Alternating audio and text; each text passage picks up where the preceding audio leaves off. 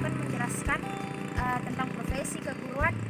Dosen pengampu Ibu Andi Nurhayati, SPD MPD. Yang pertama, konsep profesi dan keguruan. Konsep profesi dan keguruan terbagi atas tiga, yaitu yang pertama pengertian dan syarat-syarat profesi. Profesi adalah pekerjaan yang membutuhkan pelatihan dan penguasaan terhadap suatu pengetahuan khusus. Suatu profesi biasanya memiliki absolusi profesi, kode etik, serta proses sertifikasi dan lisensi yang khusus untuk di bidang profesi tersebut. Syarat-syarat profesi, ada beberapa hal yang termasuk dalam syarat-syarat profesi. Yang pertama, standar unjuk kerja. Lembaga pendidikan khusus untuk menghasilkan pelaku profesi tersebut dengan standar kualitas akademik yang bertanggung jawab. Organisasi profesi, etika dan kode etik profesi, sistem imbalan dan pengakuan masyarakat. Yang kedua, kode etik keguruan. Kode etik keguruan adalah norma atau asas yang harus dijalankan oleh guru di Indonesia sebagai pedoman untuk bersikap dan berperilaku dalam melaksanakan tugas profesinya sebagai pendidik, anggota masyarakat, dan warga negara. 3. Organisasi profesi keguruan. Organisasi profesi keguruan adalah perkumpulan yang berbadan hukum dan didirikan diurus oleh guru untuk mengembangkan profesibilitas guru. Sikap profesi dan keguruan. Sikap profesi dan keguruan terbagi atas tiga. Yang pertama, pengertian sikap profesi keguruan adalah sikap seseorang guru dalam melaksanakan pekerjaan yang mencakupi keahlian, kemahiran, dan kecakapan yang memenuhi standar mutu dan norma tertentu serta memerlukan pendidikan profesi keguruan. Yang kedua, saran sikap profesi. Saran sikap profesi yang harus dimiliki guru yaitu sikap pada peraturan, sikap terhadap operasi profesi, sikap terhadap teman sewajar, sikap terhadap anak didik, sikap terhadap kerja, sikap terhadap pemimpinan, dan sikap terhadap pekerjaan. Dan yang ketiga, pengembangan sikap profesional. Pengembangan sikap profesional pada guru merupakan hal yang mendasari dalam proses pendidikan. Saat ini, guru dianggap sebuah profesi yang sejajar dengan profesi lain, sehingga guru yang profesional dalam melaksanakan latih. Guru yang berprofesional adalah guru yang memiliki potensi yang dapat membantu melaksanakan yang meliputi kompetensi pedagogik, kompetensi profesional, kompetensi sosial, dan kompetensi pribadi. Lalu bimbingan dan konseling. Yang pertama, pengertian bimbingan dan konseling. Bimbingan dan konseling adalah proses pemberian bantuan yang dilakukan oleh wawancara konseling atau face to face oleh seorang ahli yang disebut konselor kepada individu yang sedang mengalami masalah disebut konseli yang bermuatan pada literasinya. Lalu peranan bimbingan dan konseling dalam pendidikan. Peranan bimbingan dan konseling dalam pendidikan merupakan suatu usaha membantu individu untuk menjadikan manusia yang berkembang dalam hal pendidikan dan membentuk kepribadian yang berguna dalam kehidupannya yang memiliki berbagai wawasan, pandangan, interaksinya, pilihan, penyesuaian, dan keterampilan. Dan tujuan bimbingan dan konseling. Tujuan bimbingan dan konseling yaitu untuk membantu siswa mencapai tugas-tugas perkembangan secara optimal. Perkembangan secara optimal sebagai kebutuhan sosial dan pribadi. Dengan begitu, peserta didik bisa meraih kebahagiaan dengan individu maupun sosial. 4. Peranan BK dalam pembelajaran siswa. BK merupakan suatu kegiatan bantuan dan tuntunan yang diberikan kepada individu pada umumnya dan siswa pada khususnya di sekolah.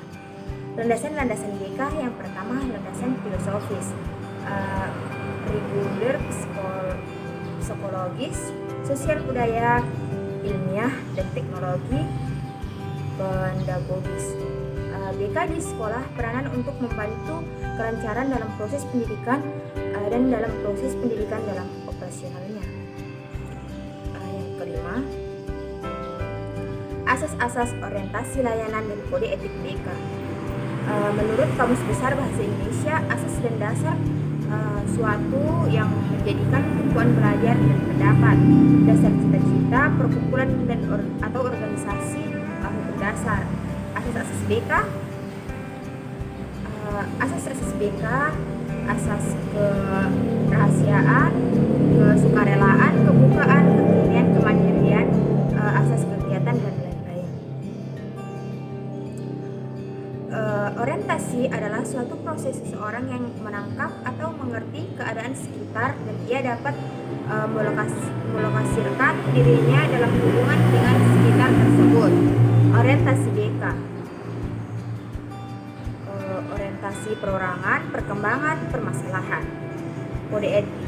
Kode etik adalah seperangkat standar, peraturan, pedoman, dan nilai yang mengatur, mengarahkan pembantuan dan tindakan dalam suatu perubahan profesi atau organisasi bagi pekerja dan anggotanya, dan interaksi atau pekerja atau anggota dalam masyarakat. Dasar-dasar kode etik BK.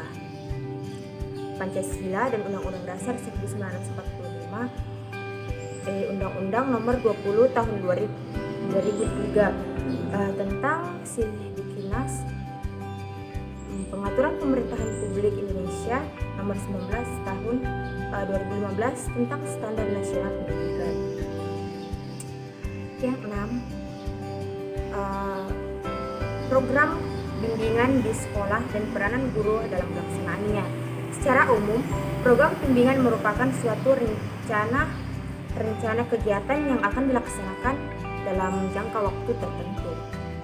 Peranan guru dalam program BK dibedakan menjadi dua, yaitu yang pertama, peranan guru dalam program BK dibedakan menjadi dua, yaitu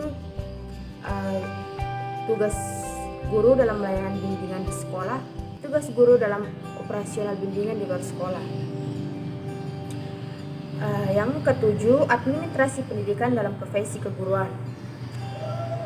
Secara etimologi, kata administrasi berasal dari bahasa lain ad, artinya ke, dan ministrasi yang menurut G artinya melayani, membantu, menunjang pencapaian tujuan sehingga benar-benar tercapai. Tujuan administrasi pendidikan adalah kegiatan yang bertujuan untuk mencapai pendidikan. Tujuan administrasi pendidikan menurut pembukaan Undang-Undang Dasar 1945, tujuan pendidikan negara Republik Indonesia adalah untuk mencerdaskan kehidupan bangsa.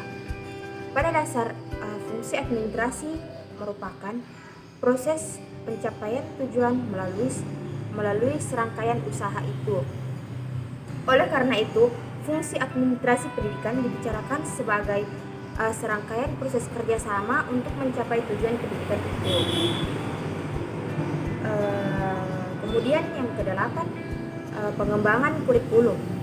Pengembangan kurikulum adalah proses perencanaan dan penyusunan kurikulum oleh pengembangan kurikulum dan kegiatan yang dilakukan agar kurikulum yang dihasilkan dapat menjadi bahan ajar atau acuan yang digunakan untuk mencapai tujuan pendidikan nasional.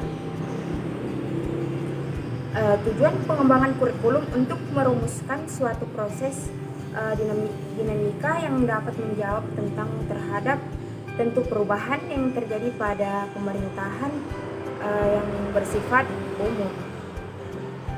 Komponen kurikulum menurut Nana Nashid Subdinata: tujuan bahan ajar, strategi mengajar, media mengajar, evaluasi mengajar, penyempurnaan pengajar. Yang ke-9, peranan guru dalam administrasi sekolah menengah. Administrasi kesiswaan dilakukan agar informasi siswa menjadi lulusan yang dikehendaki oleh tujuan pendidikan yang telah ditetapkan dan dapat berlangsung secara efektif dan efisien. Adapun peranan guru dalam administrasi kesiswaan di antara lainnya dalam pemerintahan siswa, para guru dapat dilibatkan untuk mengambil bagian dalam masa orientasi. Tugas guru adalah membuat proses siswa cepat beradaptasi dengan lingkungan sekolahnya.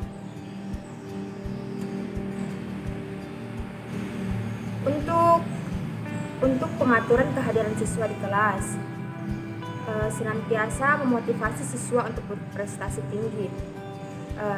Kemudian kegiatan administrasi dalam sarana dan prasarana meliputi perencanaan kebutuhan, pengadaan, penyimpanan sarana dan prasarana pendidikan, penghapusan sarana dan prasarana pendidikan. Kemudian 10 administrasi sekolah menengah. Kepala sekolah menengah sebagai pimpinan satuan kerja fungsi sebagai otosiator untuk memerintahkan pembayaran berdasarkan sekolah menengah, fungsi untuk melakukan fungsi ordonator dalam menguji hak dan pembayaran. Keuangan sekolah menengah dapat diperoleh dari dana anggaran pemerintahan dan belajar negara atau APBN, Badan Bantuan Penyelenggaraan Pendidikan atau BP3, subsidi atau bantuan pembiayaan penyelenggaraan sekolah menengah negeri. Kemudian 11, sistem dan struktur organisasi sekolah. Sistem merupakan istilah dari bahasa Yunani dari kata sistem, yang artinya adalah himpunan bagian dan unsur yang saling berhubungan secara teratur untuk mencapai tujuan bersama secara umum. Karena itu sistem mencakupi pada sekumpulan benda yang saling memiliki kekaitan atau saling dan kesamaan lainnya. Sedangkan struktur merupakan rangkaian yang dapat mengembangkan sistem kekaitan berbagai unsur yang berfokus pada visi dan misi untuk mencapai suatu tujuan tertentu. Lalu bicara mengenai organisasi merupakan sebuah kata yang diambil dari bahasa Yunani, yaitu organon, yang artinya anggota suatu badan. Sistem dan struktur organisasi yang baik haruslah mempunyai tujuan bersama. Jadi setiap orang tentu saja mempunyai visi dan misi yang sama. Untuk mencapai suatu tujuan yang dimaksud, fungsi dan kegunaan struktur organisasi yaitu sebagai berikut. Yang pertama, menjelaskan tanggung jawab, kejelasan jalur hubungan, kejelasan uraian tugas, unsur-unsur yang ada di dalam struktur organisasi. Yang pertama, unsur kepemimpinan, unsur implementasi, unsur pelaksanaan. Kemudian 11, lembaga pendidikan dan tenaga pendidikan. Lembaga pendidikan, istilah pendidikan berasal dari kata educare atau educare, yang berarti untuk memimpin dan memandu keluar terkemuka, membawa manusia menjadi mengemuka, proses menjadi terkemuka atau sebagai kegiatan terkemuka. Lembaga pendidikan adalah anggota masyarakat yang mengabadikan diri dan diangkat untuk menunjang penyelenggaraan pendidikan.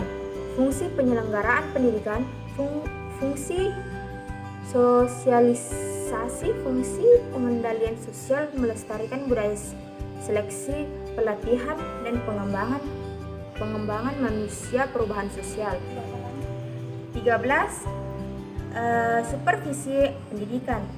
Supervisi berarti melihat atau meninjau dari atas atau menilik dan menilai dari atas yang dilakukan oleh pihak atas terhadap perwujudan kegiatan hasil kerja bawahan.